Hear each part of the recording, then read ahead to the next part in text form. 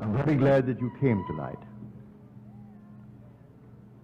For I have a story to tell you, and the one who gave it to me is here tonight. But I'll prepare you for it first, for I've been teaching this for years and years and years. And we can hear it and never apply it. And though I repeat night after night, we are the operant power. It doesn't operate itself. We still postpone it. Quite often our training is in conflict with it, and we can't quite bring ourselves to apply it. We are told in the 118th Psalm, the stone which the builders rejected has become the chief cornerstone. This is the Lord's doing. It is marvelous in our sight.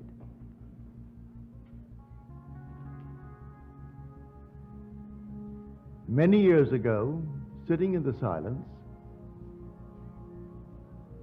thinking of nothing in particular, with my eyes closed in contemplation, but not really thinking of any one particular thing, suddenly a stone appeared before my eyes, about that size, huge quartz. And here this quartz shattered, fragmented itself into many, many pieces, and then quickly reassembled itself, at this time, into the human form, seated in the lotus posture. As I looked at it, I saw it was myself. I am actually looking at myself. I became so emotionally lifted. As I looked at it, it began to glow. And then it reached the intensity of, I would say, well, light of the sun. And then it exploded. And then I awoke in my chair. The stone that I had rejected was myself. I could not believe that I myself was the cause of the phenomena of my life. I thought he did it, she did it, they did it, the world did it, but certainly I am not responsible. These things happen because others are the causes. And here I am looking at the stone which the builder rejected. This is marvelous, said he.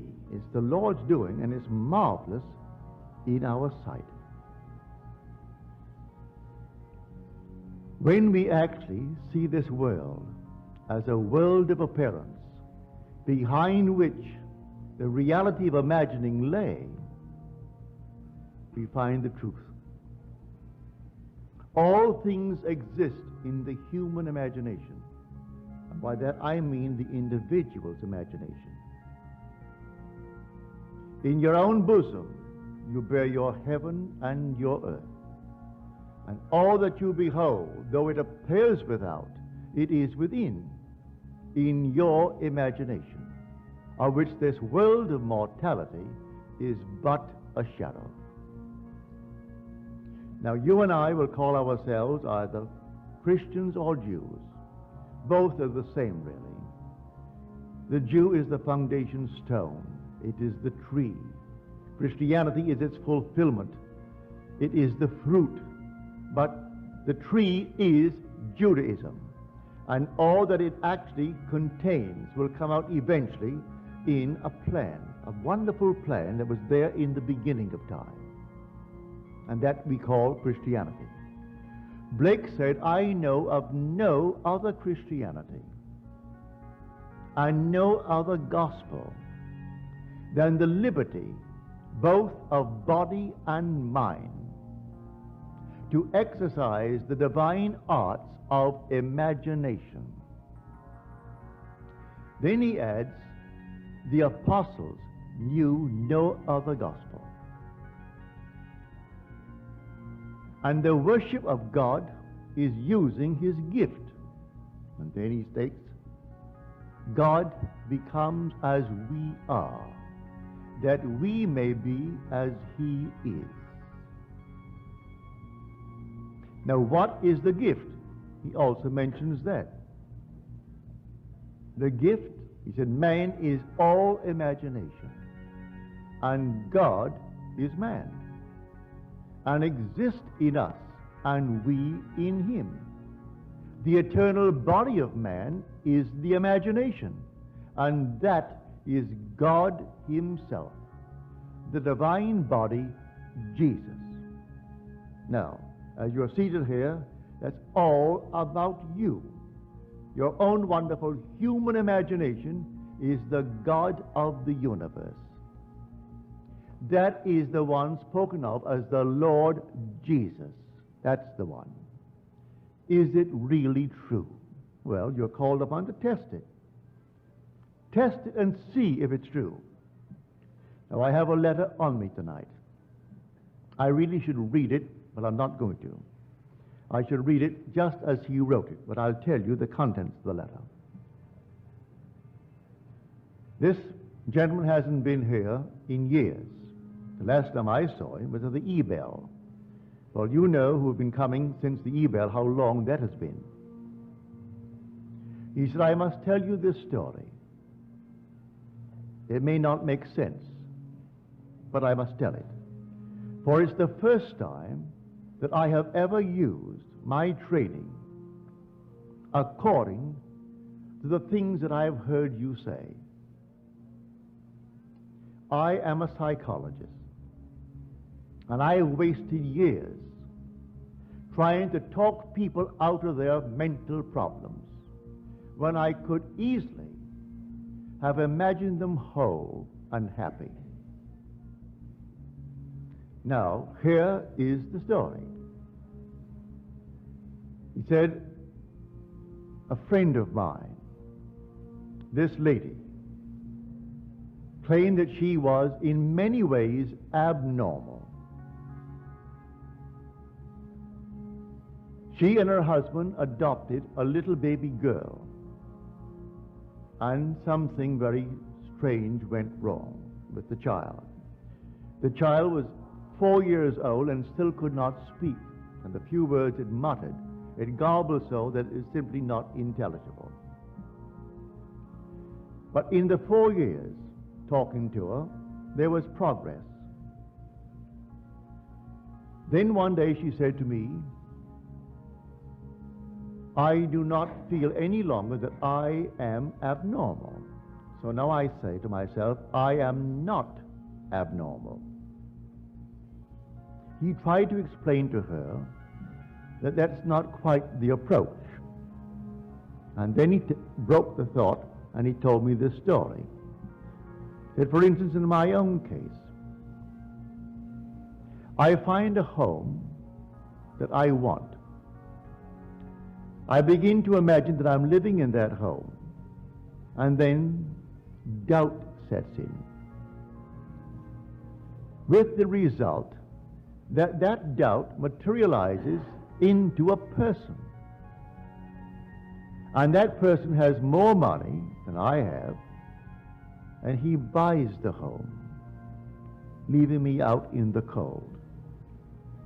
I know from that experience that every person in my world only reflects a mood in me. Everyone that I meet, whether I know them or a stranger who buys the home that I wanted. When the doubt set in, the doubt materialized into a person. I didn't know him, but he only reflects that mood of doubt in me. So he has more money and he buys the home, and I am out in the cold. So I reconstructed a sentence for this lady. And I said, no longer must you say, I am not abnormal. You must now begin to say, I am perfectly normal. She said, I do not feel that. He said, I do not care whether you feel it or not.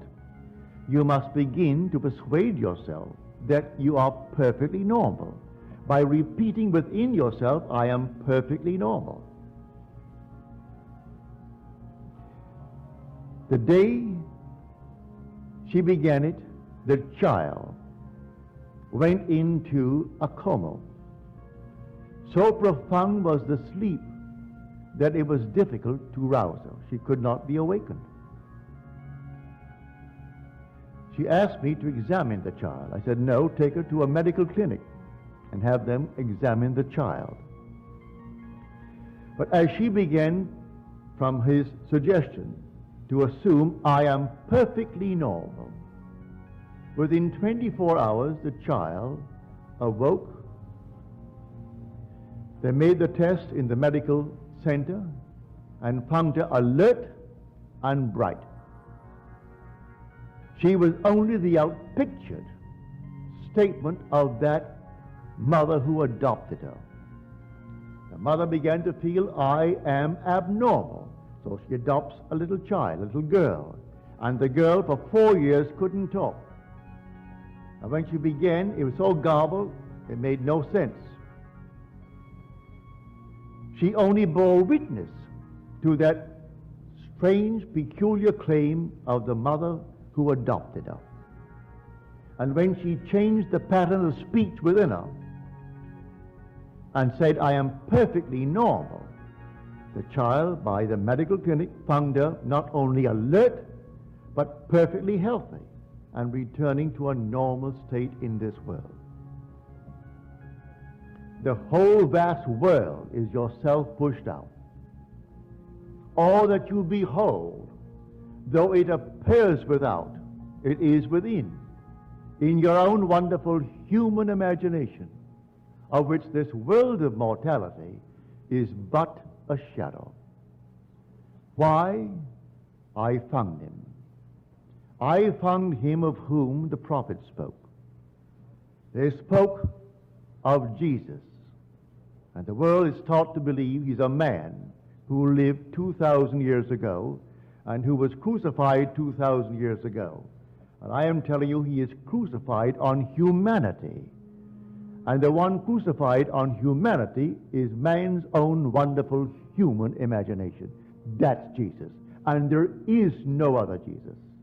That is Jesus. He is buried in man. He is the dreamer in man. And he is dreaming this dream of life. What are we feeding him? Well, I'll tell you what we feed him, because he is capable of anything in this world. And listen to these words from Deuteronomy, the 32nd chapter, the 39th verse of Deuteronomy. And these are the words of the Lord speaking. I kill, and I make alive. I wound, and I heal. And there is none that can deliver out of my hands. There is only one creative power in the world. The one who kills is the one who makes alive. The one who wounds is the one who heals. And there is no other power than this one power. And that one power is your own wonderful human imagination. That is God. There is no other God. He is buried in you. And the day will come, he will awaken within you. When, and I trust it is now, that I could turn you from this world of seeming reality on the outside to a world of imagination. So you actually live in your own wonderful human imagination. If you do, and you really turn into a being who believes in the reality of his own imaginal acts, you are then on the verge of rebirth. It does not say when. He tells you no one knows, not even the Son, only the Father. Don't ask me when, said he. But I'll tell you the signs of it when you actually begin to trust your own wonderful human imagination. When you can sit quietly all alone, asking help of no one, and really believe that your imaginal act is a creative fact, and that in the interval of time necessary, it's going to externalize itself and become a reality in your world, you're on the verge of rebirth. As you're told, unless you are born again, you cannot enter the kingdom of heaven, even though the kingdom of heaven is within you. The kingdom of God is within you, and God is in his kingdom. Although he is in his kingdom and that kingdom is in you, you can't enter it unless you turn from this world of materiality, believing it is the cause, believing it is the reality, to live in your own wonderful human imagination. When you do, you'll find yourself on the very verge of being reborn. So you're warned, do not ask me when. I will tell you, not even the Son knows, only the Father. But I'll give you the symptoms of it when you can trust your own wonderful human imagination. That will be the symptom. Can I stand here tonight and take any request? Doesn't cost me anything, and it's a joy if it's within what I call the golden rule. Do unto others as you would have them do unto you. Ask nothing of me that you would not ask for yourself. Do not ask me to hear any news in this world that you would not really want done to you. Because first of all, I could not do it. I use the golden rule. Then, if it comes within the framework of the golden rule, it's so easy. What would the feeling be like if it were true? That you are what you want to be. That they are what they want to be. That they have what they want to be. Don't ask me how it's going to happen. I do not know. The depth of your own being has ways and means that you, the conscious surface being, know not of. It knows exactly how to do it.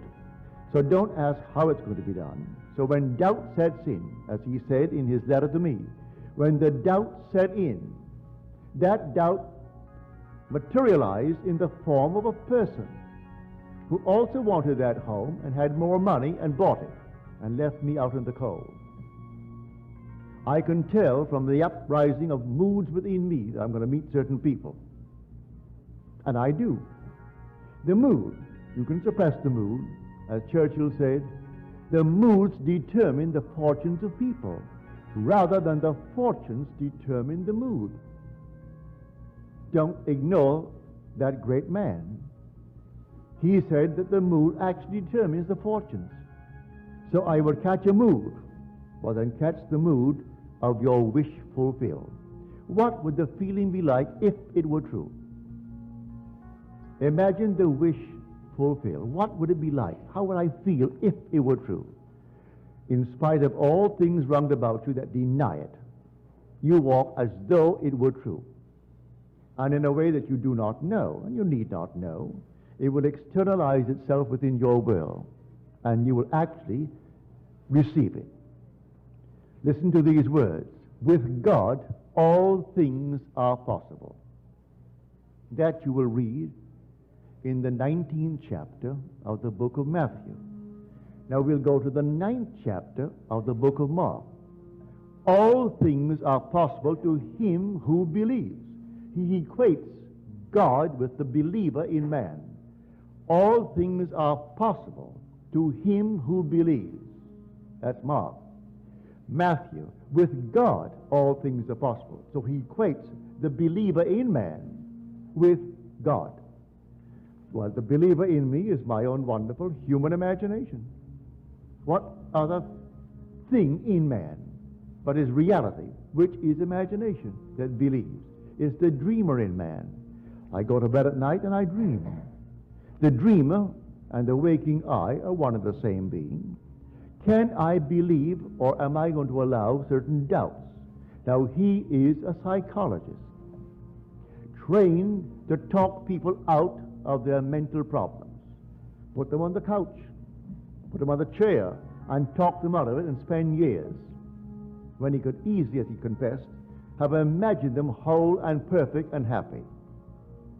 But he said, I believe that I was, through my training, compelled to spend these awkward years as anyone who works at a job spends his time in an awkward manner. If you not enjoy what you're doing, then it's simply a job and you're doing something that is to you awkward, if you like it. Like my brother Victor, who has made a fortune. The very smell of the ship, the very smell of the boat the smell of his store, he loves it. He goes there in the morning, and the odor of his store, I can't stand it.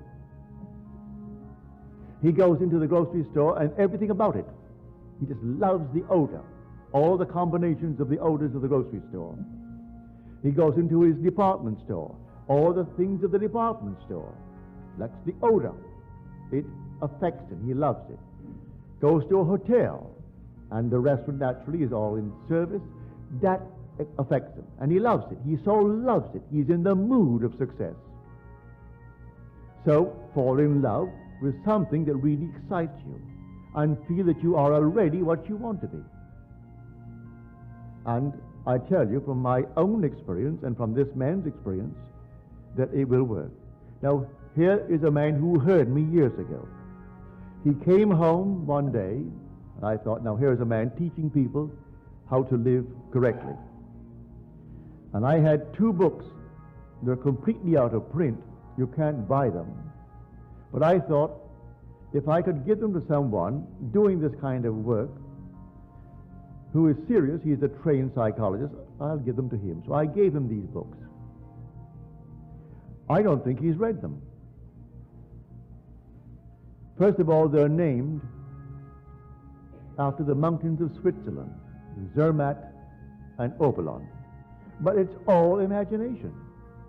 The man who wrote it, I presume he's gone now. He was 94 when I last heard from him. But I gave him these books.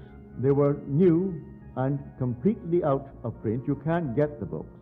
You might find them in some second-hand, but they were never popular books because they were very voluminous books.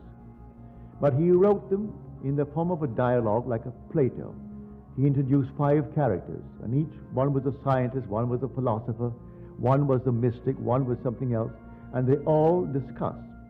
And he had the central one who was the mystic, explaining the phenomena and the cause of the phenomena of life.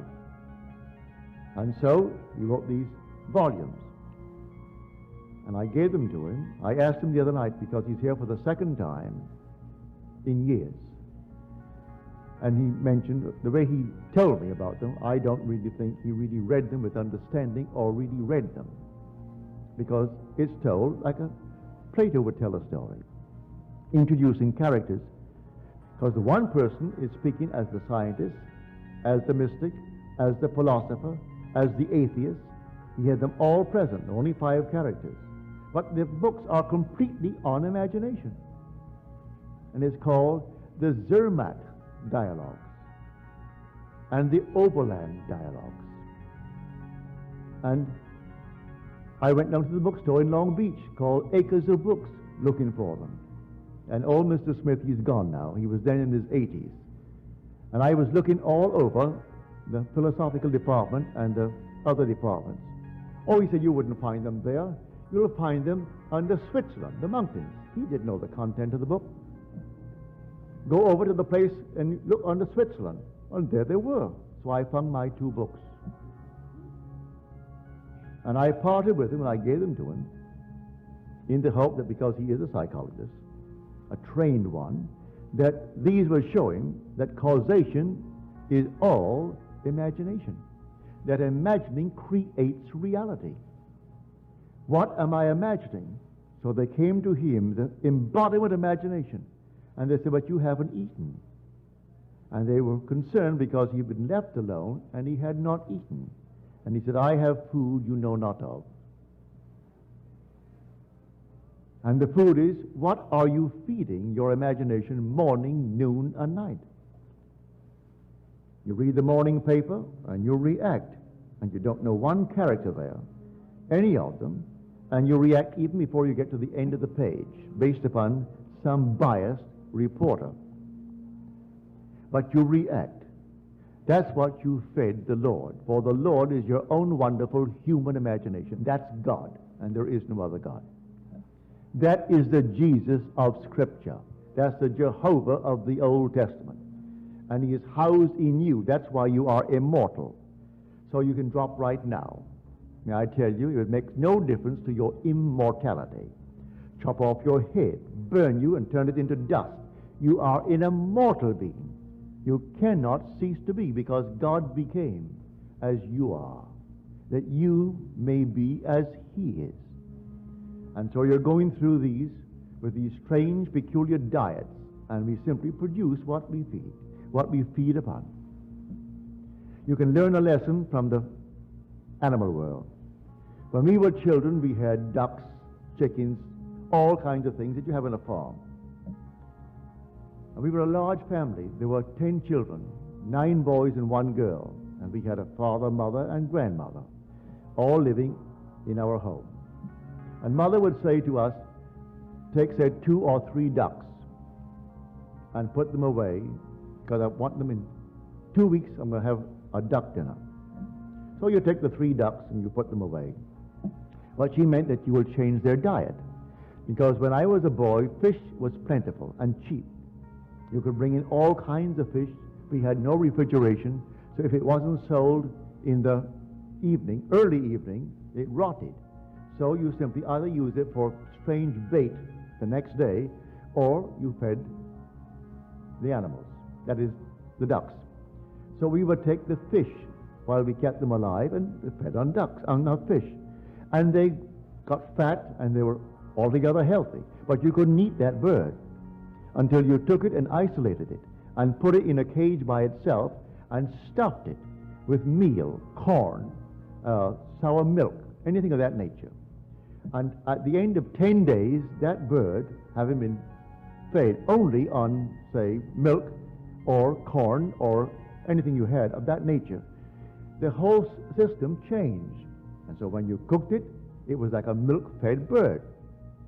If you didn't do it, you couldn't eat it. It's all fish. And I would know, I can see it now in my mind's eye. When Mother said, Neville, get a few ducks and put them away, and I'm playing cricket and playing soccer, I forgot it. When I remembered, it was only about 5 days before. So I took the ducks and put them away, but 5 days was not enough to purge it completely of the fish. Well, you could smell that thing all over the neighborhood. On Sunday afternoon, we were going to have ducks. And we knew we couldn't have ducks because you couldn't eat it.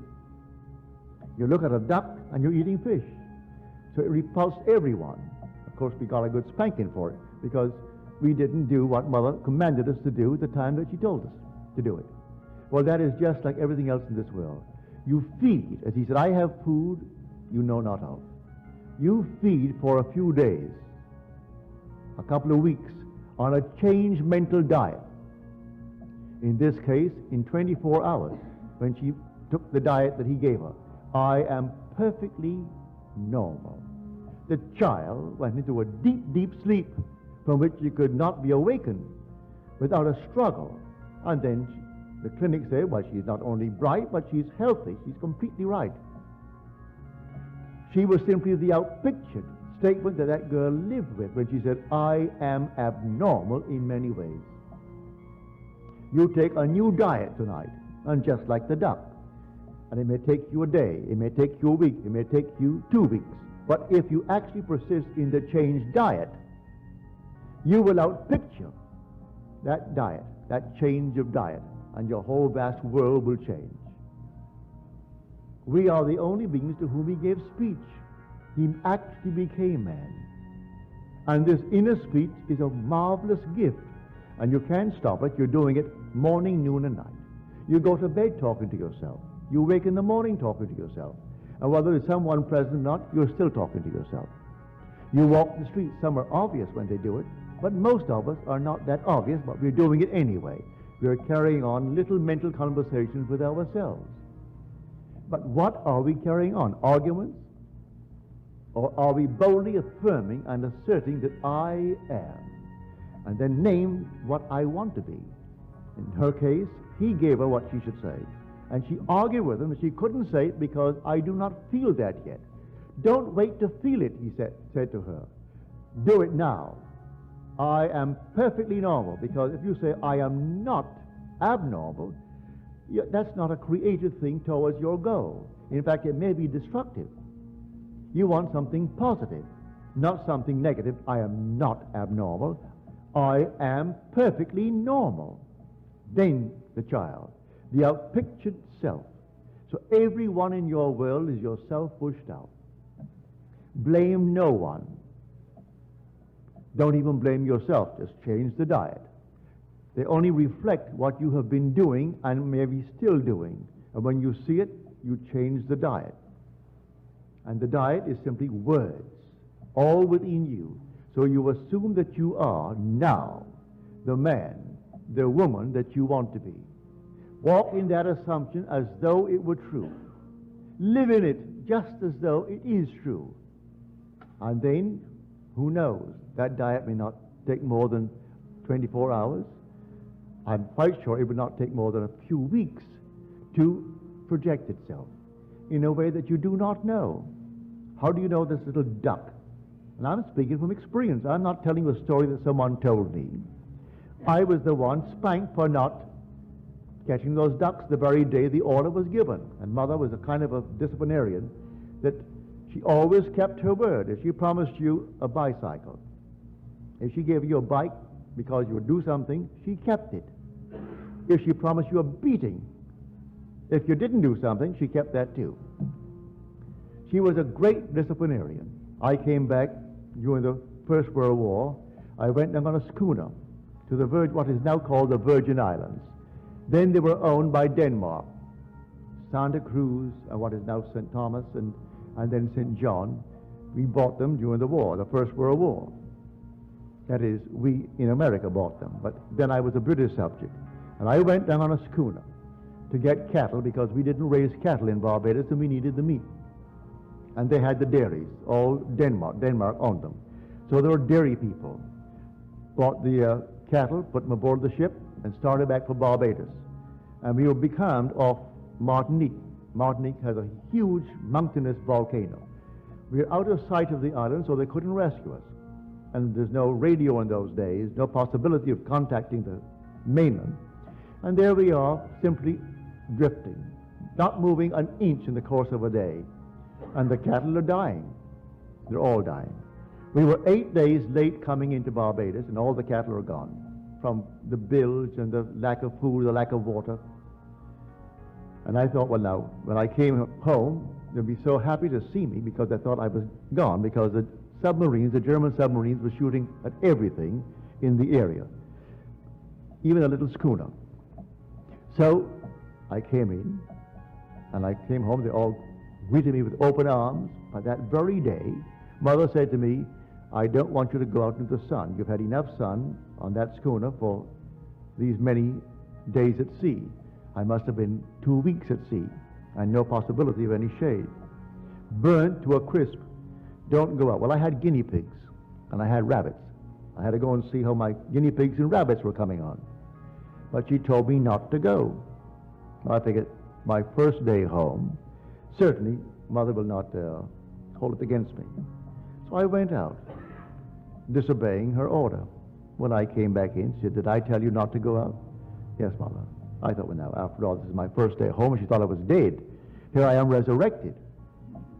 That didn't pacify her at all. Took off that shoe, and she whanked me. And she let me have it. She was the most marvelous disciplinarian. She promised you a watch, you got it. If she promised you anything, you got it, including the whipping. So I'm telling you, a change of diet. And in our case, we are the Lord. And the Lord feasts upon words. He is the Word. And so what are you saying to yourself in the course of 24 hours? I am in want, I am this, I am that. Change it. Completely change it. And say within yourself, I am happily, blissfully married, if that's my objective in life. Reason denies it, your senses deny it. I am blissfully happy, and sleep as though it were true. I can tell you that story from my own personal experience. It works that way. And when I told the details of how it happened, people saw the means employed, which I certainly didn't manufacture them, not consciously, and judged me harshly for telling the means. But as you're told in Scripture, I have ways and means ye know not of. My ways are past finding out. All you do is simply go on the new diet. But when I found the girl to whom I'm now married, and blissfully happy with her since the day I met her back in 1936, I was completely involved. I wasn't divorced, and in those days in New York City, a divorce was out. It only became legal after the very, very, very wealthy Rockefeller got his outside and then brought pressure to bear on the state to pass a decent, modest, normal, modern law, allowing people who cannot live together to separate and then seek a normal divorce. Prior to that, all divorces were simply collusion. All divorces. You paid someone to find someone, and then they signed these little things. You went before the judge, and they all knew it was collusion anyway. Well, here I am completely involved in marriage, and I want to marry this girl. I met her the very first second I saw her. I said, she doesn't know it, but she's going to be my wife. She doesn't know it yet. And simply, I slept as though we were blissfully happy. She on that bed, and I on my bed. It wasn't a sex act. It was simply, she was there in the room, in our lovely home, and I was in my bed, and she was on her bed. So I didn't make it an emotional thing of that nature. And the girl, who was my former wife, who refused, she even left the state so as not to be given a summons. And one day I got a call from the court telling me to come on down. They needed my advice. I went down to the court wondering, what am I doing going to the court in the morning? When they brought her in. And I pleaded her case before these three judges. And she said to me after I got her off, that was a very decent thing for you to do, Neville. And I know you want a divorce. Give me the papers. I didn't have the papers on me. And she and I got into a taxi and rode to my hotel, and I gave her the papers. Now, that's supposed to be illegal, so I'm told now. You can't serve your own papers. I didn't know that. Give her the papers. And I got my divorce in the city of New York. So I know it works. It took me 1 week to do it. That's all that it took me, 1 week. I simply went sound asleep in the assumption that my wife was there. And it's the girl to whom I'm now married and who bore us this glorious daughter. And it's been since 1936. So here, this heavenly state was denied me because I wasn't feeding myself the right food. I have food you know not of, and the food are words. And you repeat them within yourself. What am I saying? As Blake said, oh, what have I said? What have I done? Oh, all-powerful human words. What have I said? What have I done? Oh, all-powerful human words. If man only realized what he is doing when he is talking seemingly idly.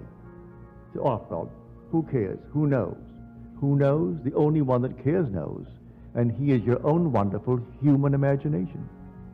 That is God. That's the Jehovah of the Old Testament and the Jesus of the New. And there is no other God. And he's buried in you. And he's dreaming in you.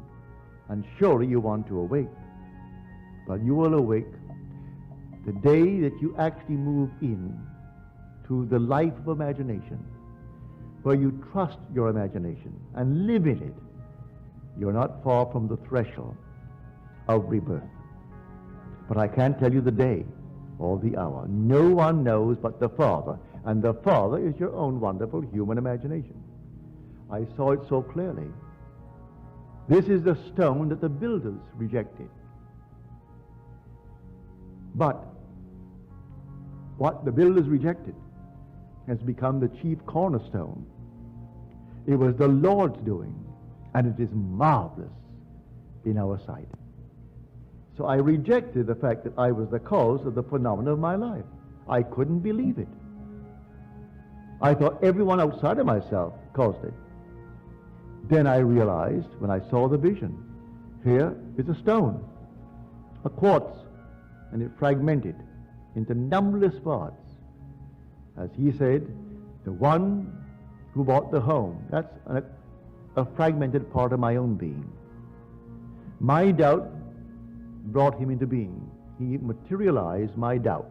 A man, a person, and he bought the home I wanted because he had more money. I materialized that. It came out of me. So the whole thing fragmented. And then when it came together and formed itself into a man, seated in the lotus posture, and I looked at it, I'm looking at myself. Then I realized I am the cause. He is the dreamer in me. And one day he is going to awake from this dream. And when he awakes, I am he. And he and I are one. This is the story I am trying to tell the whole vast world. Because I know it's true, and the day will come, you will know it's true. There is no other God than your own wonderful human imagination. I still would invite you, although I've told you to do it yourself, I still invite you, if you feel uneasy about it, to ask of me. For in the end, may I tell you, we are one. Now let us go into the silence.